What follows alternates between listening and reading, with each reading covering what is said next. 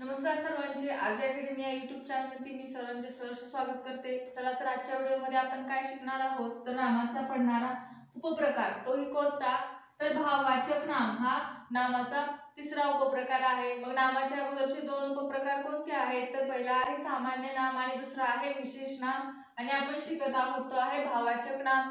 चला तर मग भाववाचक नाम म्हणजे काय व ते कसं ओळखायचं चला तर व्याख्या लिहून घ्या. मग ज्या नामाने प्राणी किंवा वस्तू यांच्यामध्ये असलेला गुण धर्म किंवा भाव गुण धर्म किंवा भाव याचा बोध होत असेल त्यास धर्मवाचक किंवा भाववाचक नाम असे देखील म्हणतो. भाववाचक नामाला धर्मवाचक नाम असे देखील म्हणतात.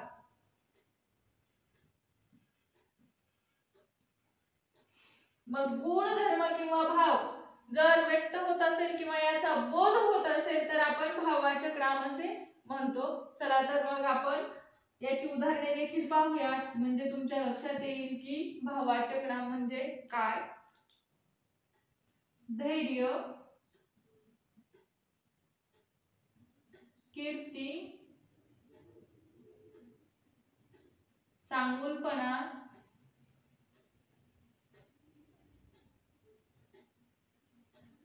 वात्सल्य,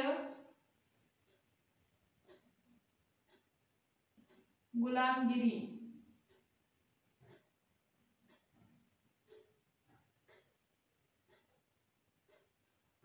हे काय आहेत तर भाववाचक नामाची उदाहरणे आहेत.